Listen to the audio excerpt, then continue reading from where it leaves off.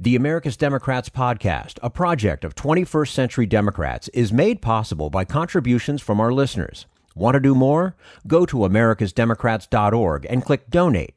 And thank you for allowing us to be your voice. And if you enjoy the show, please share it with your friends on Facebook and Twitter, and leave us a review on your favorite podcast app. This is the America's Democrats podcast, the weekly podcast for stand-up Democrats. Had enough of Fox News, the House Freedom Caucus, and Donald Trump?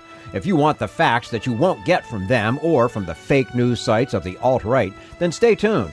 Our sponsor, 21st Century Democrats, works hard to get everyday Democrats involved in returning our party to its roots and to success at the ballot box. Sit back and listen, then stand up and fight. And follow 21st Century Democrats on Facebook for all the latest progressive news. We're glad you can join us. And we say hello to David Rolf, who's the president of the Service Employees International Union 775, also serves as an international vice president of SEIU. And the article, The Fight for $15, The Right Wage for a Working America. David Rolf, thank you so much for joining us today on americasdemocrats.org. Thanks for having me, Jim. You have laid out a manifesto, along with a co-author of another article, Nick Hightower, for protecting this new workforce of freelancers, contractors, temp workers. So they have a half a chance of making ends meet.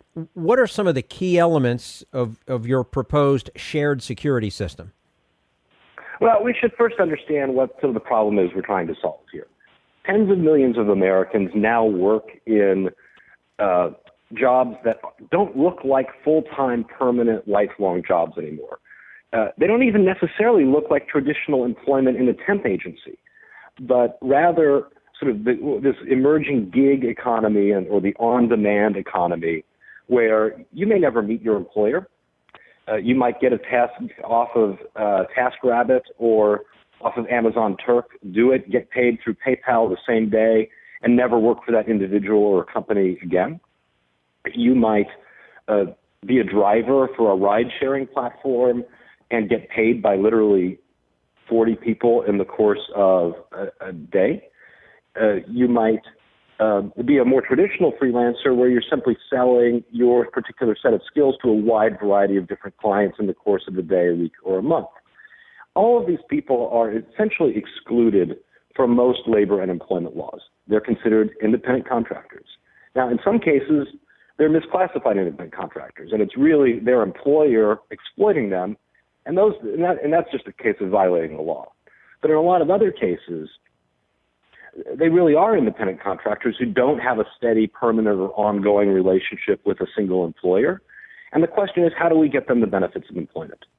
So in the article that Nick and I worked on for Democracy, we really propose taking some very old concepts and updating them for the 21st century. In America, we have the Social Security system. It is one of the most successful programs in American history, and it had the impact of lifting most senior citizens out of poverty when it was implemented. It happens to be universal, it happens to be portable, and it happens to be prorated. So if you work 1 hour for an employer, they pay into Social Security. If you work 2,000 hours for an employer over the course of a year, they pay into Social Security on a per-hour basis as a percentage of your wage. The same is true with state workers' compensation systems, unemployment insurance. The same is true of Medicare. We simply think that you could update those systems along with employee health insurance, employee retirement accounts, sick days, vacation days, so that all employment-related benefits like Social Security or Medicare are universal, prorated, and portable. And if you did that, it would allow those of us who are customers of something like Uber or TaskRabbit to embed within our payments to our driver or whoever is helping us move out of our apartment sufficient resources that would then be distributed to the appropriate retirement, health care, et cetera, and allow this workforce to do what they do and work how they want to work, but to still receive the benefits of employment. So is that to say then that social benefits for workers would be divorced from the job itself and provided to everyone no matter where they work? Right. Any employer or any purchaser of services would need to make a small contribution towards the health, retirement, paid time off of the workers who are working for them. So, for example, if right now I use a ride-sharing service to get from the airport to my hotel while I'm traveling, right now I pay a certain amount of money. About 20% of it probably goes to the distribution platform that I have on my smartphone, and about 80% of it goes to the driver. None of it goes to pay for health care. None of it goes to pay for Social Security. None of it goes to pay for Medicare for later in life. None of it goes into workers' comp insurance or unemployment insurance. None of it provides a pool for sick days and vacation. But with a reasonably small price increase or a decrease in the amount of profit that the platform took, you could actually aggregate and distribute all of those benefits to that driver, who would then not only make the wage that he or she earns for driving, but would also have the security of knowing that if they ever got sick, they'd have a chance to take time off and see a doctor, that if they ever want to retire later in life, that they're going to have retirement accounts, Social Security, and Medicare to help them do that. We're speaking with David Rolf, president of the SEIU Union 775, also serves as international vice president of SEIU. How much is the current disruption of the traditional workforce due to technology, innovation, globalism? All of the above. This is one of the best times in history to be a consumer and one of the worst times in American history to be a worker. And while other countries we compete with, are figuring out how to protect their middle class, like Germany's doing, or like the Scandinavian countries are doing, or countries like Brazil and China, who are building vast new middle classes for the first time. In America, we've had a 40-year war on the middle class. We've actually said we're going to implement a whole bunch of government policies that try to block people from getting prosperity, from sharing in prosperity and getting into the middle class. We're going to freeze wages. We're going to shrink wages for the bottom 50% of income earners. We're going to essentially from the 70s through today have a government that facilitates the upwards transfer of wealth and prevents people from joining the middle class, which is why today Canada and Germany have, by percentage, much larger middle classes than America does. And that, to me, frankly, seems un-American. Mm-hmm. Now, you argue that America has fallen for the right wing's belief that wealth at the top will trickle down and strengthen the middle class. What is the reality? Well, the good news is we now have a 40-year experiment in what it looks like to transfer all the wealth and all the power upwards. And if there were honest conservatives in the mid-1970s who really believed that was how to grow an economy and achieve prosperity for everybody, they've now had a chance to prove that theory. And the bad news for all of us is that they were wrong. We followed the wrong leaders. We followed the wrong ideas. And the whole idea of trickle-down economics has failed the country. It succeeded only in enriching the already rich and really damaged the American middle class and made the American dream less attainable for the next generation.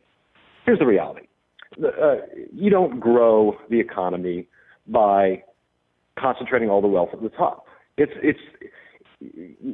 really like saying that fewer transactions will lead to more transactions. It ultimately makes no sense. The way you grow an economy is through inclusive prosperity. And there's now a number of really excellent economic and academic studies on this. I'm not an economist, and I'm not an academic. But what I do know is that it's just common sense. That if a teacher or a librarian or a postal worker or a carpenter can afford to go to the store and buy things, that creates jobs for the people who sell those things, transport those things, and make those things. And that's just basic economics.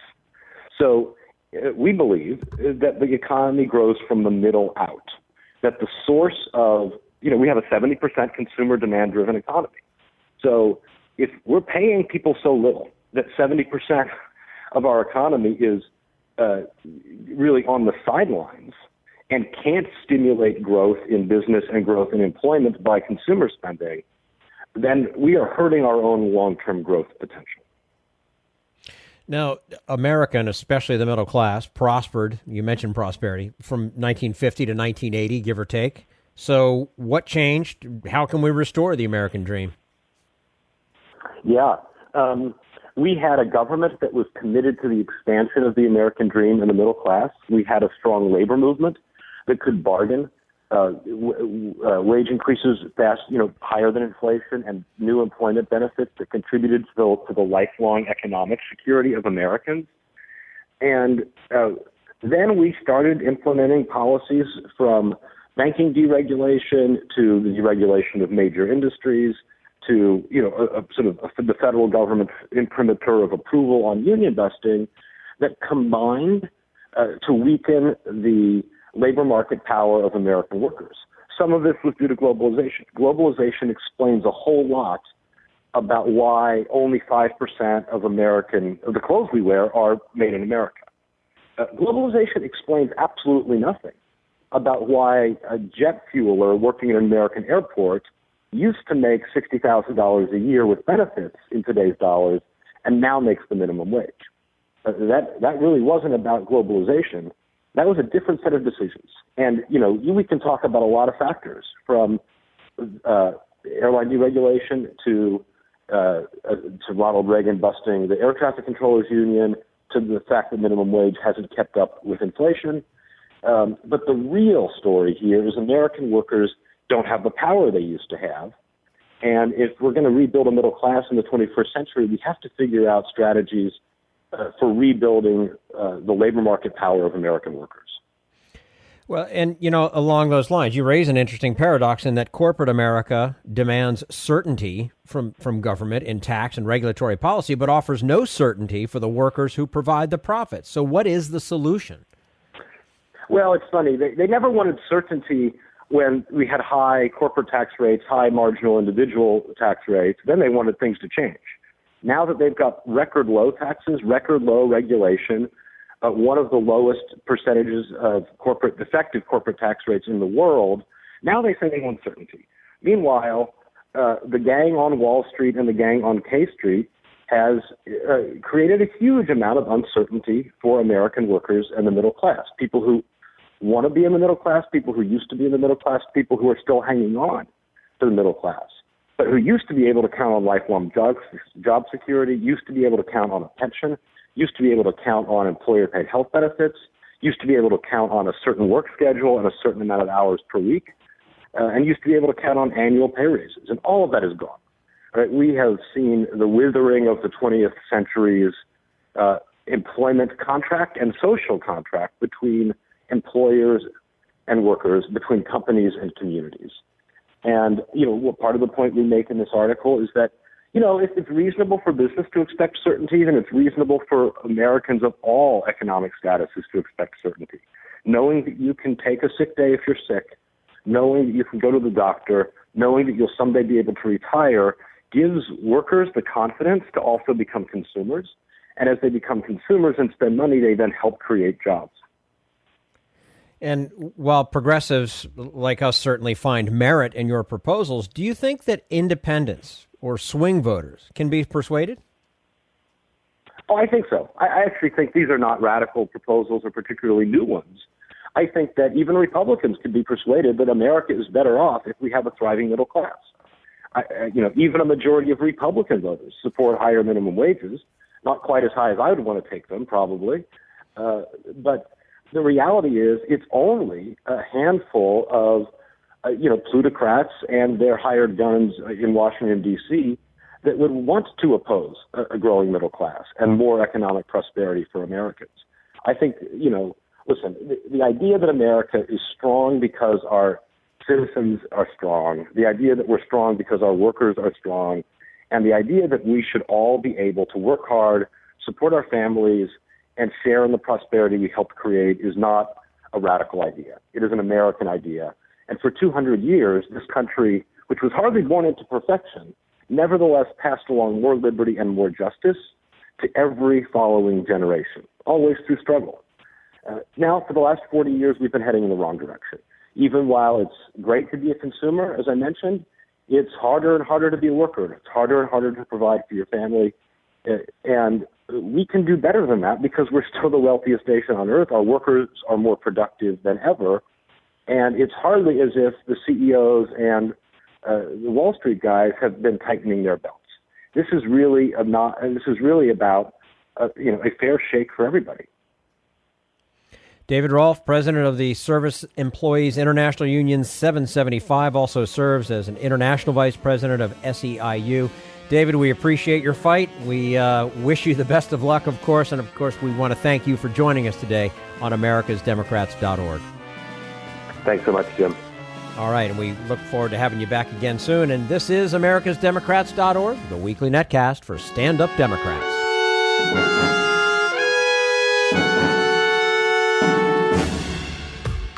We want you to sit back and listen to this americasdemocrats.org podcast, a project of 21st Century Democrats. But we need you to stand up and fight.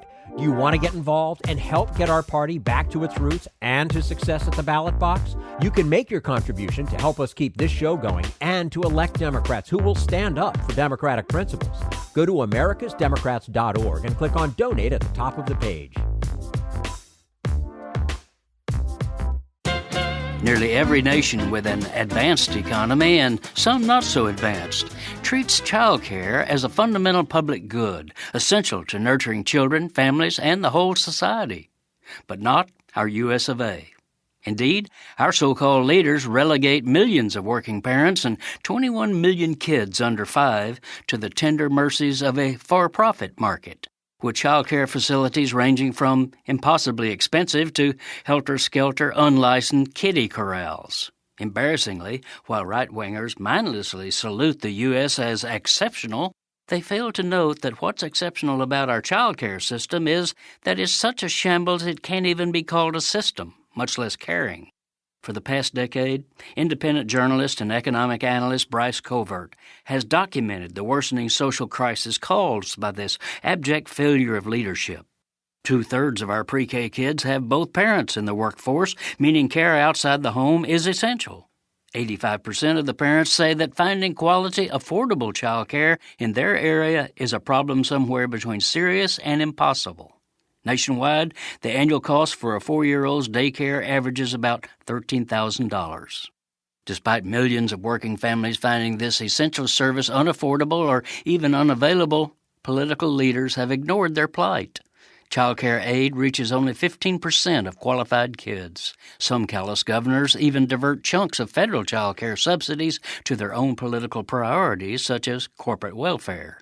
In 2017, even before COVID-19 abruptly shut down thousands of care centers, 40% of America's children lived in child care deserts, zip codes with 0 programs or so few that 2/3 or more of the area's children are unable to get in. This is Jim Hightower saying, is this the best we can do for the future of our nation? If you'd like more of Jim Hightower's real populism, check out the Hightower Lowdown. Jim's monthly newsletter gives you the real lowdown on which corporations, by name, are doing what to the middle class, our environment, and our democracy. Each month, the Hightower Lowdown brings you facts you didn't know, along with actions you can take to fight back. It also comes with a sense of humor. Hightower believes we can fight the gods and still have fun.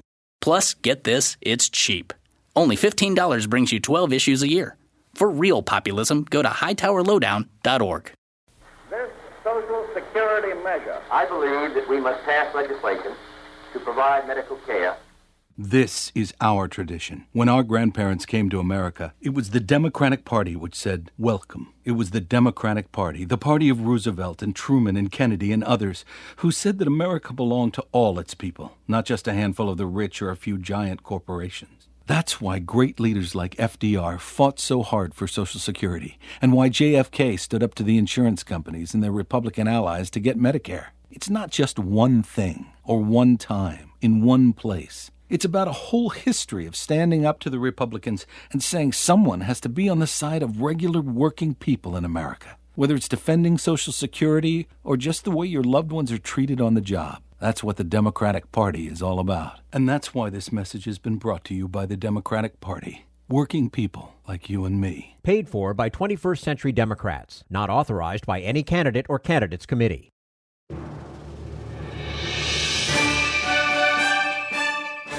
And we say hello to Louis Hyman, historian of work and business at the ILR School of Cornell University, where he also directs the Institute for Workplace Studies in New York City. He is the author of several books. His most recent is Temp: How American Work, American Business, and the American Dream Became Temporary. Louis Hyman, thank you so much for joining us today on the America's Democrats podcast. A real pleasure. Thanks for having me. And our pleasure to have you with us. Your book is a reminder of a different era in the American workplace before we got to the so-called gig economy, a time of greater stability for employees. For our listeners who have only known the gig economy, how was that earlier time different? I mean, imagine a world where if you were loyal to your boss, he would be loyal to you. Imagine a world where you were paid enough and, in fact, those wages rose every year. And this world that was created in the aftermath of World War II really delivered a lot of benefit to working people, whether they worked in factories or in offices, in a way that had never really happened before in American capitalism. Now, an important distinction that you make is that this stability was not intended for all workers. Who was left out? And this is a crucial caveat to that rosy picture we have of post-war work. Because, of course, African Americans, women, people who were not American citizens but yet lived here, were left out of that security, and very explicitly so. So the kinds of jobs that African American women had, that people who were migrants had, were left out of most of the labor law. And so it was a world of white men. So whether those white men were working class, whether those white men were middle class, it was a world of security. And so for people to partake in that security, if they weren't white men, required marrying them. So, there was a way in which white women were part of this stability too, but in a very contingent way, in a way that depended on access to men. And so as we think about the post-war, we have to be very conscious that this part of it, the security, was grounded in a very particular sense of who deserves security. And in fact, a very large swath of the population was not included. I mean, just given the two groups that you mentioned, people of color and women. Exactly. So more than half of Americans were not included in that security. And that leaving people out of that security sets the stage for the transformations that happened in the workforce in the 1970s and 80s. Now, you describe several important turning points that gave rise to where we are now. One is a shift in the way corporations thought about the workforce. That started in the 1960s. What changed? So the book is a labor history, but it's also a business history. It's a story of how managers thought about the best way to run their corporations. And there's a real shift in the 1960s as a new kind of corporation emerges called the conglomerate that really believes in managerial science, that they can manage anything no matter how big it is. And so corporations begin to buy up other corporations. They get bigger and bigger and bigger. And this is lauded as the future of American capitalism. But then it all falls apart. It all falls apart in 1969, and it turns out that while they had been getting bigger, they hadn't been getting more profitable. And in the aftermath of that, there is a total reimagination of how corporations should work. So if you think about the way we talk about lean corporations today, we talk about them as being small and nimble and agile, and somehow being small is better than being big. And this just wouldn't have been logical at all to anyone before 1970. The big corporations had the resources, the big corporations had the talent, and this is just a total reorientation of how we think about work. We're speaking with Louis Hyman, historian of work and business at the ILR School of Cornell University. He's the author of several books, the most recent, Temp: How American Work, American Business, and the American Dream Became Temporary. Louis, you also give us a fascinating history of two organizations that were important actors: Manpower, the temporary staffing agency, and McKinsey, the management consulting company. What was their role? So in the history that I wrote, it's really telling the story of the rise and fall of secure work through the story of different kinds of temporary workers, whether those are management consultants or office temps or unpaid. So can I start that over? Mm-hmm. So as I tell the story of temp, I'm telling it through a variety of different kinds of workers. And some of those people are temporaries who are management consultants, who are office temps, and who are migrant laborers. And two of those kinds of workers are really encapsulated by Manpower, which is the first major temporary agency, and McKinsey, which is the sort of quintessential management consulting firm. And I tell the story of this both to tell the story of certain varieties of temporary workers, but also because they're so important in transforming the corporation. Manpower's founder, Elmer Winter, spends a lot of his time trying to educate corporations on why they need to not have job security in the workplace, how to subcontract out vast swaths of their workforce to temp agencies. And McKinsey, of course, is instrumental in reorganizing firms after the conglomerate crisis of 1969 and really setting the stage for how CEOs, how the C-suite, how business leaders in general should think about the proper way to organize the corporation. And this is crucial to understanding the sort of unraveling of the job security of the post-war. So this was just the beginning of the slow erosion of what we once knew and has now become what we refer to as the gig economy? Exactly. And I think oftentimes the story that we're told is that we can blame the economists. But if you read through the documents of businesses, they don't talk about Hayek. They don't talk about Friedman. They talk about McKinsey. They talk about Manpower. They talk about the business leaders of the time. And this is where those ideas circulate and come from. And, it's not a vast conspiracy. It's just people trying to figure out how to make another buck. And it's interesting to think about how that sort of almost banal part of how corporations run really tears apart American society. Mm-hmm. Now, you also wrote about Silicon Valley, and hey, without which we may not have Uber, among other things. But their role, of course, is bigger than that. Yeah, so it's funny. Silicon Valley is a funny thing because we tend to think of it as being very recent, and we've thought about it being recent for a very long time. So, of course, Silicon Valley really emerges with the rise of the electronics industry in the 50s, 60s, and 70s. And in the 1970s, where I write a lot about Silicon Valley in the book, it's a place where, in the aftermath of the failure of the conglomerates, a new roadmap to capitalism is being created, a new idea about how to run corporations without labor unions, how to run corporations using migrant industrial labor, and how to make profits from that. And the story of Silicon Valley is really important because the way in which work is not valued and workers are not valued, the way in which is in the DNA of Silicon Valley, that workers are disposable, that they are a transitional workforce to a future where robots will make everything work. And in the book, I write about the beginning of Apple, actually, which in 1984 had its very first Macintosh factory and claimed it was machines building machines. Well, it was actually women, mostly women of color, making those first Macs. And to understand Silicon Valley is simple. Every time someone says robot, they usually mean a woman of color. And it was true in the 1980s, and it's true today. That's something I hadn't heard before, and I find that somewhat disturbing.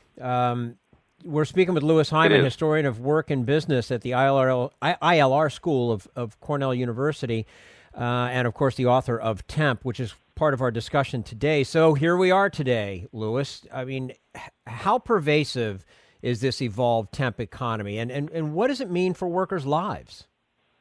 Well, I think, whether you're a W-2 worker, whether you're a 1099 worker, whether you work for a big corporation or a startup, you feel insecure. I think workers today do not feel that if they put in their best effort, they're guaranteed to have a job in the future. And this is a long history, right? I mean, we've been talking about this in the 1980s with deindustrialization, in the 90s with downsizing, And the aughts and the teens, now we're talking about the gig economy. So this is actually a long history in the transformation of work.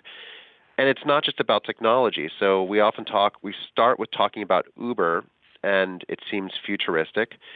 But Uber is really only possible because the rest of the service economy is so bad. People drive for Uber because they can't get enough shifts at Starbucks, or they don't get paid enough at Walmart.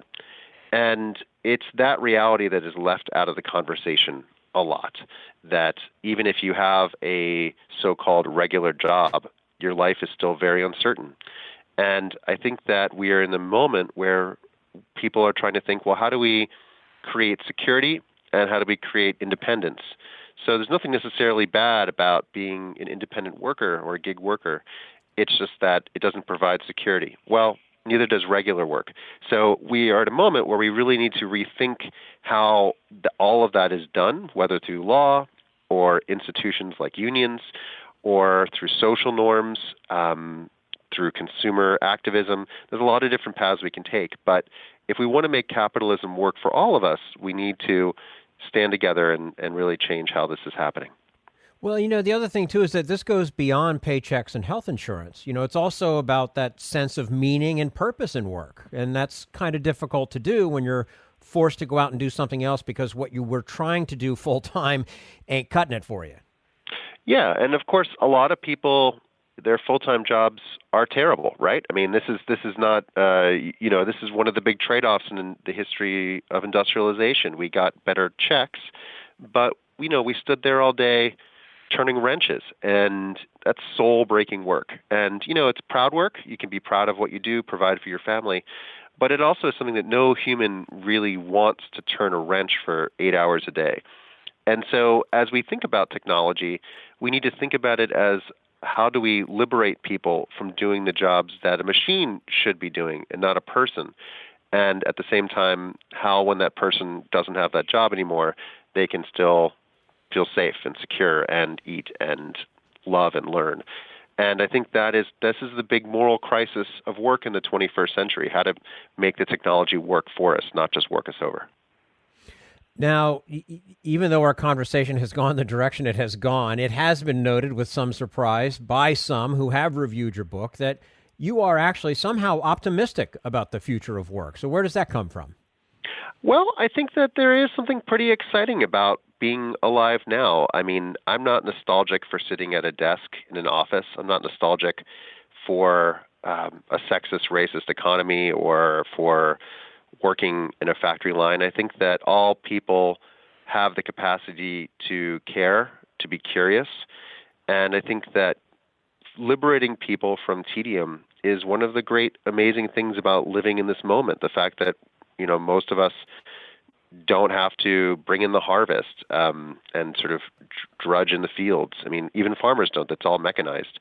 So I think this is one of the exciting things about right now. And if we make it work right, and in the book I have policies that are both conservative and liberal, there's ways of making this work so that this crossroads in how the corporation is being organized can be a moment of liberation, not immiseration. And I think that is something that we need right now. We need not just to say it's bad, but how can we make it better? Louis Hyman, historian of work and business at the ILR School of Cornell University, where he also directs the Institute for Workplace Studies in New York City, and, of course, the author of several books. What we've been talking about today is Temp, How American Work, American Business, and the American Dream became temporary. Louis, thank you so much for your time with us today on America's Democrats podcast. We look forward to having you back again with us soon. Thanks so much. You're quite welcome. And this is the America's Democrats podcast, the weekly podcast for stand-up Democrats.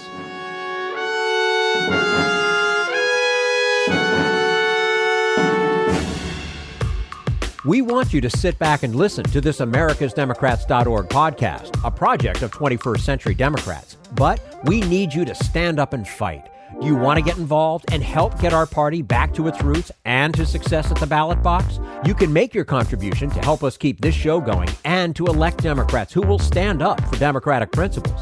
Go to americasdemocrats.org and click on Donate at the top of the page.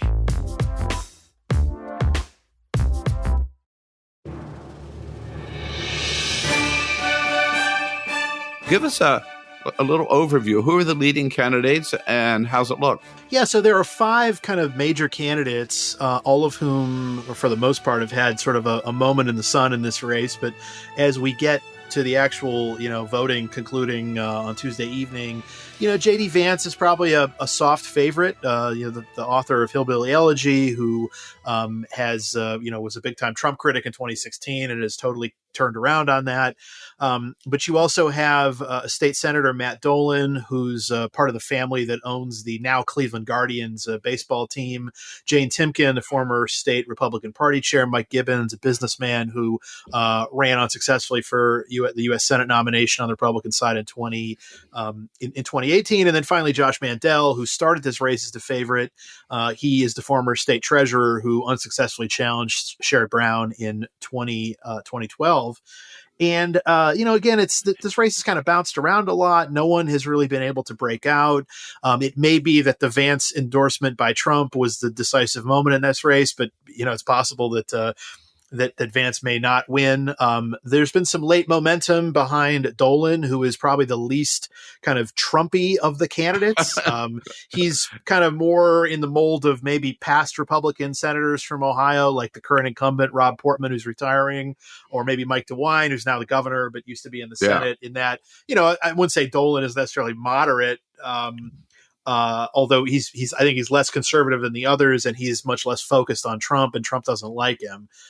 So I think if Dolan were to win, it would be, I think a lot of people would interpret it as sort of a rebuke of Trump. Although, with such a big field, maybe that the winner gets, 25, 30%. And, let's say Dolan wins, but the others combine for, 70% of the vote or something, they're all like really avowedly pro-Trump. So I don't know how you'd really interpret that kind of result if it happened. But bottom line is, I think you'd rather be Vance than the other candidates, but it still seems pretty fluid. Is there a runoff if no runoff? Uh-huh. And runoffs are some states have them mostly in the South, but particularly in the kind of much of the rest of the country, you don't have a runoff. So not only is there not a runoff in Ohio, there's not going to be one in Pennsylvania too, which is another big Republican Senate primary coming up. And that's on May 17th. Right. So you're saying it's not over in Ohio. I mean, J.D. Vance does not have this in the bag, right? I don't think so. I think that his position was certainly improved by the Trump endorsement, because Vance was not leading polls prior to the Trump endorsement. And now he arguably is, at least the recent numbers have come out, but he's not in it's not like he's at like 35 or 40%. He's at even a poll that his own or his allies put out from the Republican pollster, Tony Fabrizio, who's pretty well-respected pollster on the Republican side. Yeah. He had Vance at 31% and clearly leading, but that's still not a huge number. So again, I think you'd rather be Vance than anybody else, but it's fluid. Well, as you pointed out, there was nobody more critical of Donald Trump in 2016 than J.D. Vance. I mean, he called him America's Hitler. He called him an idiot. I guess people don't mind if you just totally flip-flop like that. Well, I mean, look, if the former president is okay with it, then I guess that's a signal to other folks. And if the former president's son is okay with it, then then maybe that's all right. I mean, one thing I've been thinking about in this is it's different, but there is who's the most, important Republican politician of the last, several generations? I guess some people might say Trump, but you'd probably say Ronald Reagan. And, Reagan, there is a conversion story at the heart of the Reagan story, in that Reagan started as a Democrat, and then he sort of very publicly became a Republican, was a big Goldwater person in 1964. And Reagan always went, rhetorically would go back to that. I don't think it's that big of a deal for the Republican Party to accept someone who has been critical of Donald Trump, because frankly, many of the major figures in the Republican Party, other than Trump, were critical of Trump at various points. And so, it's easy to say, well, they're being really hypocritical, and Vance is doing this as a power grab, and like that all may be true, but at the end of the day, I don't know how much the rank and file cares about it. Now, you do have a lot of outside groups and the candidates themselves continuing to attack Vance over his previous statements about Trump. And it may be for some voters that there's a sort of a sense of whiplash or confusion, because on one hand, they may be aware that Trump has endorsed JD Vance, but they can also see with their own eyes in these TV ads that Vance is being extremely critical of Trump. So maybe that still ends up being a problem for Vance. What's it mean for Donald Trump if JD Vance loses? I don't know how much it means. I do think he stuck his neck out to some degree, and in that sense, he would be unsuccessful. And look, even if Vance wins, but he gets 25-30% or something, yes, the Trump endorsement will have been worth, I don't know, 10, 15, maybe even 20 points, which is a lot. Yeah. But it's not like Trump said, "Hey, vote for Vance," and then Vance would have suddenly gotten 75% or something. So it's not as cut and dry as it's just like Trump endorses someone and they win. And in fact, Trump has endorsed people who haven't won. And recently he had to, rescind his endorsement, or he decided to rescind his endorsement of Mo Brooks in Alabama because Brooks was doing so poorly. Trump also endorsed, Sean Parnell initially in the Pennsylvania Senate race, then Parnell ended up dropping out. I think it could also be dangerous to say there's always this triumphalism from people who don't like Trump saying, "Oh, well, now that this has happened, the spell is broken," or whatever. Yeah, and right. I feel like we've seen that story 100 times now. And so I'm not, I want to see a lot more. But Trump has some tests coming up. I mean, he looks like he probably is going to be on the wrong end of the Georgia governor's race because he went against Brian Kemp, and Kemp continues to lead. Pennsylvania's coming up in a couple weeks. We'll see what happens with that. In a sense, and other people I've seen written about this, that here in Ohio and in other states, it's a choice almost between Trump and Trumpism, right? I mean, as you pointed out, the other candidates other than J.D. Vance in Ohio are not anti-Trump, right? They just don't have Trump's endorsement, but they're Trumpers, right? Yeah, I mean, I would say other than really Dolan is the one candidate who I wouldn't even say he's been anti-Trump. He's just not running as essentially his campaign isn't Trump. Yeah. But the other, it's not like you can, it's not like the Ohio presidential primary on the Republican side in 2016. You had at the top, John Kasich, the sitting governor at the time, versus Donald Trump, and it was an active choice for a Trumpish Republican Party led by Trump or something different. Yeah. This time, I don't know if it's really that kind of thing, and so again, that's why if Dolan were to win, I wouldn't necessarily take that as some sort of huge repudiation of Trump, particularly because so many of the other candidates were basically dying to get that endorsement. If you're Tim Ryan, who it looks like is going to be the Democratic Senate candidate, which one of these guys do you want to run against?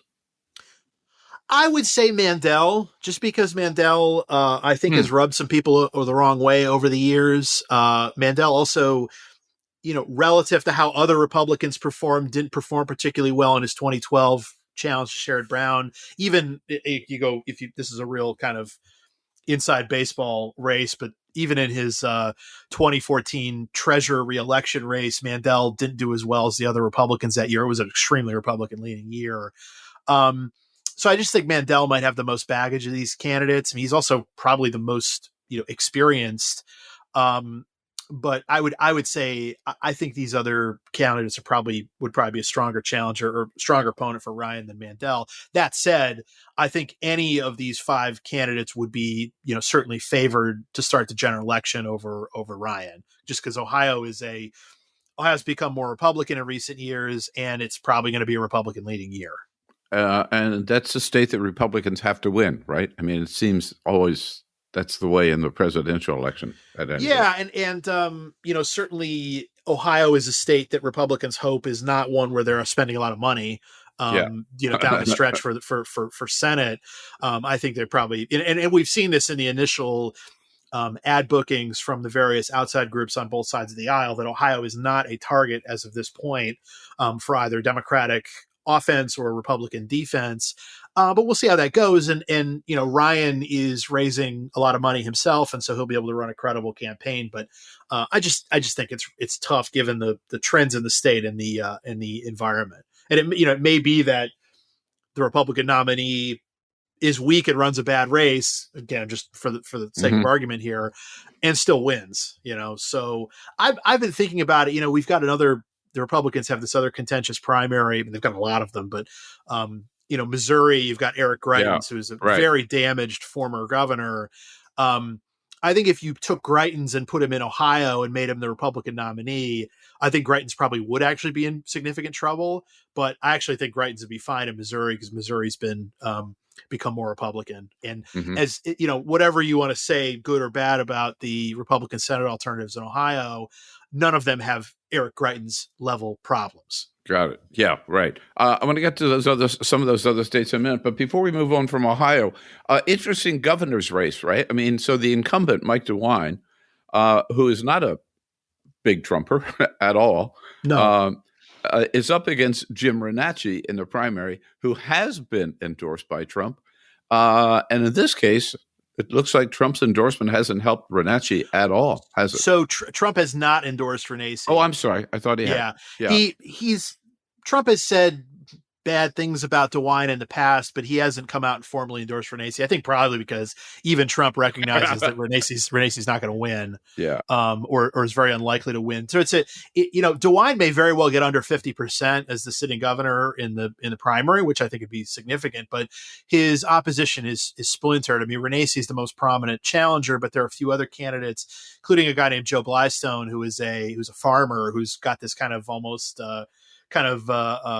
I don't know, his cult following or whatever you want to put it, but he's become kind of popular in some rural places. And so between Blystone and the other candidates and Renacci, it might be that DeWine gets, 45 or something, but the other candidates don't necessarily come all that close to him. So we'll see. I guess I was confused because I know Renacci's been trying to tie himself to Trump, but I thought he had the endorsement. Thank you for clarifying. But now let's look at in the next 4 weeks, some of the others that are coming up where Trump has made endorsements. You mentioned Georgia a little bit earlier. In the governor's race, right? He won, but Donald Trump's been after Brian Kemp ever since Brian Kemp would not find him all the votes he needed to win Georgia. So he's endorsed David Perdue. It doesn't look like it's working, Kyle.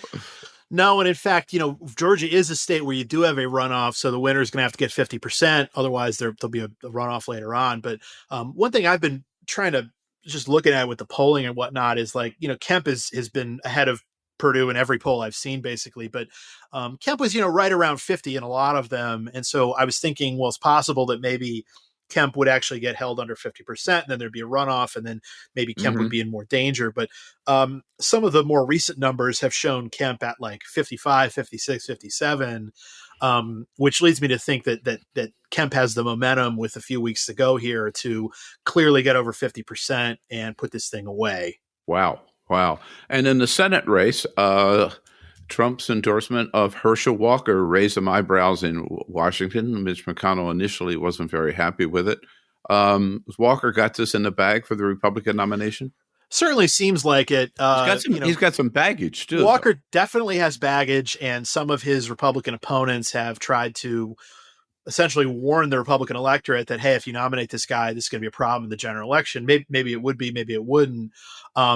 But the numbers still suggest that Walker is well over 50%. So I think something dramatic would have to change in the last few weeks here for Walker to be held under 50%, which would set up, very interesting general election between Raphael Warnock, the Democratic incumbent, and Walker. Let's go to Nebraska. It's been rumored for a while and finally happened. Donald Trump endorsing Charles W. Herbster, who eight different women came out over the weekend, accusing him of sexual, if not assault, misconduct at any rate. Doesn't seem to bother him or bother Donald Trump. What's going on? That's been that's certainly been a theme with Trump and his own, certainly there are accusations of that sort of thing against him. Yeah. And it hasn't been, one of the guys that Trump endorsed who dropped out was Sean Parnell in Pennsylvania, who at the very least is going through a pretty nasty divorce, and there were some accusations made there, which basically it contributed to Parnell leaving the race. That Nebraska race still seems pretty close and competitive. Trump was just there for Herbster the other night, and that's one where you would definitely expect a Republican nominee to win the general election, given how Republican Nebraska is. So overall, is it? He's not on the ballot, but in a sense, Trump is on the ballot, isn't he? I mean, look, he is he's certainly much more visible as an ex-president than maybe any ex-president ever, at least in modern times, because it's not like you saw Democrats in 1982 bend it over backwards to get Jimmy Carter's endorsement, or Republicans in 1994 doing the same thing with George H.W. Bush, or frankly, Democrats with Obama in 2018. I mean, Obama was, does still do some campaign work, but he's not nearly involved in, day-to-day politics as Trump has been. Certainly you'd say that, George W. Bush basically disappeared. I guess you could say Bill Clinton was involved because his, in large part because his wife was still active in politics. But Trump's political life as a, defeated former president is just different than other past presidents, I think it's fair to say. If you liked what you heard, please get involved in our efforts to keep this show going and to elect Democrats who are bringing the party back to its roots. Go to americasdemocrats.org and click on Donate at the top of the page. And be sure to find 21st Century Democrats on Facebook and Twitter, and leave us a review on your favorite podcast app. We want you to sit back and listen, but we need you to stand up and fight. Join us. Support the americasdemocrats.org podcast, a project of 21st Century Democrats, and help elect Democrats who will stand up for democratic principles with your contribution today. Go to americasdemocrats.org and click on Donate at the top of the page.